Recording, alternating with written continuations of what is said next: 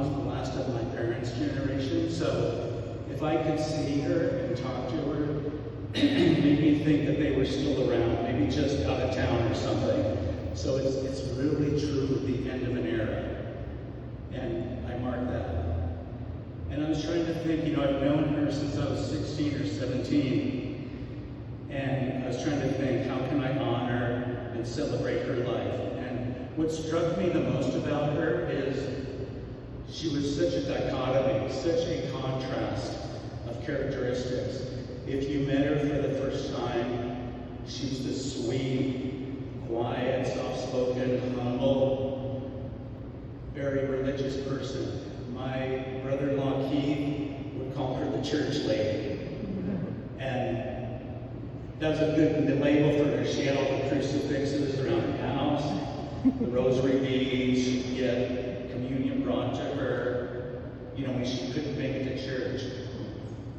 But on the other hand, she had a tremendous strength of spirit and resilience and an amazing survivor. And I'm in the aerospace defense business, and I've met a lot of these CEOs and CFOs of the Fortune 500 companies at the seminars and conferences, and Yvonne overshadows them in strength and resilience by a lot. And let me explain why. In order to understand her life, you have to live the challenges she faced, painful as it is, to show how she went through her journey. She was born into a very dysfunctional family. Her father left her and her younger sister and mother. He abandoned them when the girls were at a young age. He went on and had a separate life, pretty much ignored Yvonne for the rest of his life. Her mother had emotional issues, couldn't take care of the girls. The state took them away, put them in foster homes, separate foster homes. But these were not loving, caring homes. They were more like indentured servants from the stories I heard, and they just performed the domestic chores of the families. And when you lose your parents at a young age, they're everything you rely on for strength and nurturing. When you lose them, it really colors your self-worth and confidence for the rest of your life. Then, she didn't get much formal education. She finished high school. She never learned any job skills, never worked outside of her home. Only thing she did was she had a neighborhood babysitting service, $2 an hour she would charge the parents, and that was her income. She never learned to drive a car. So, you get a picture of isolation. And then when she married her husband, Tom, he was a wonderful guy in so many ways. We all loved him. But he had his demons too. And it's not a secret he wasn't the best husband, parent material. So when he'd say he's going out for a pack of cigarettes, he'd be gone a week, 2 weeks at a time, multiple times. Vaughn had had enough. She packed his bags. They were out on the porch. They were done. Then, she had so much that she went through. So now you would think someone who experienced that, all that negativity, all those obstacles, you would think they would be isolated, cloistered in their room, withdrawn,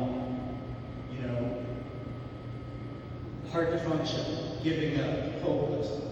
But I'm telling you, she was the exact opposite. She not only survived, she thrived.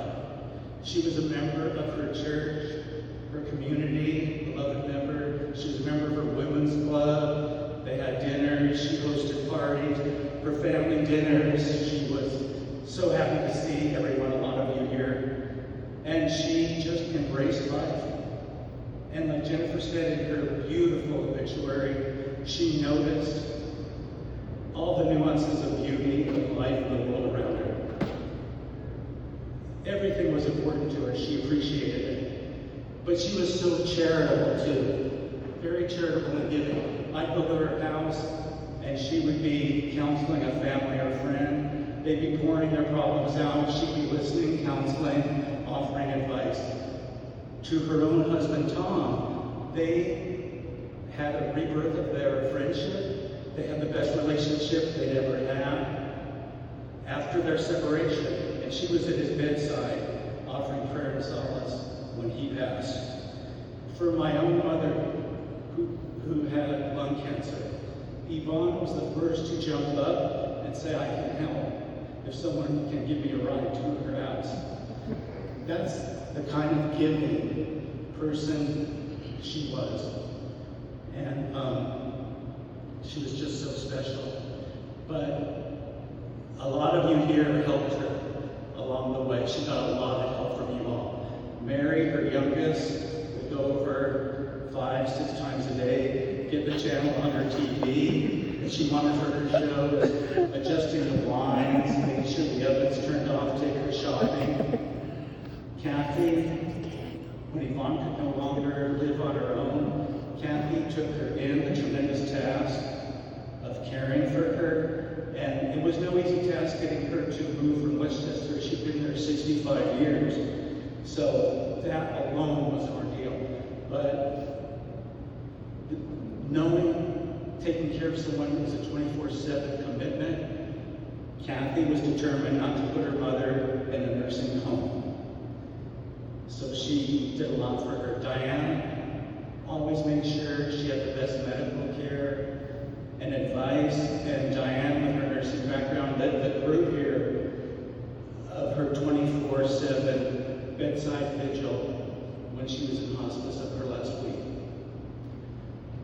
Jennifer, St. Jennifer, was 9 years old, walking home from 3rd grade, helping her grandmother with her babysitting business. Bob feeding children not much younger than herself, and she was getting paid $1.50 a week. Tell me Yvonne wasn't a shrewd business person to negotiate that salary. Daniel and all his friends, Matt, Nicole, Luke, always checked on Yvonne, made sure she was okay. She loved seeing him at the family dinners.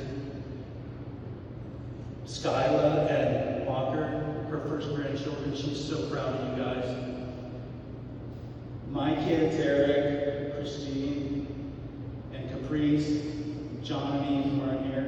They got to talk to Grandma in the weeks before she passed, express their love. They were so happy to do that. They were thrilled that they got a chance to do that. I mean, so many family and friends. My friends, Rich, Tina, Al, Liz, she all loves seeing you guys at family events.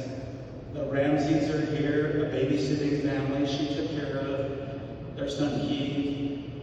She loved your family, rightfully so. You were 30% of her income.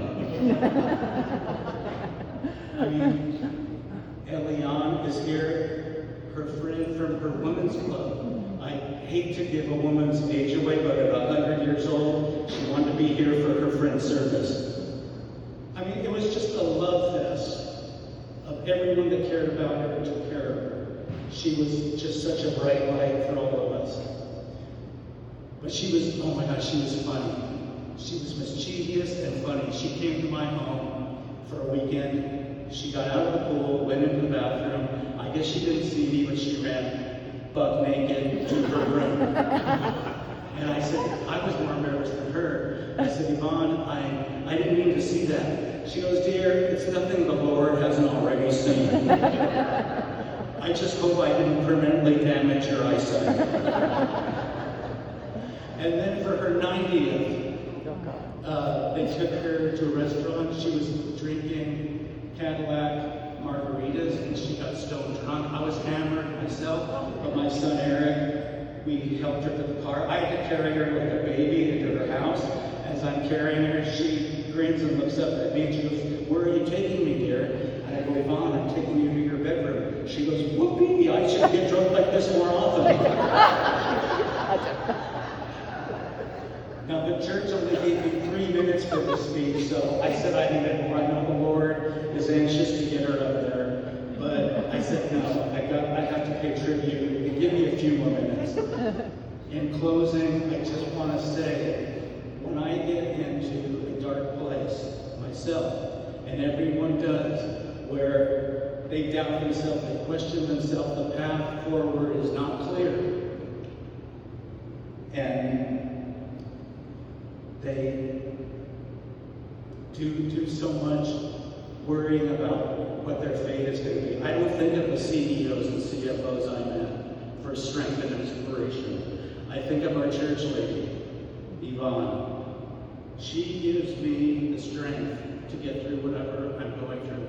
And my wish here today, for all of you that loved her and cared about her, is that you cherish her memory and know that she had the love and grace in her heart with all that she went through. That you, in whatever you're going through, you keep her memory alive by keeping the love in your heart alive too. Thank you.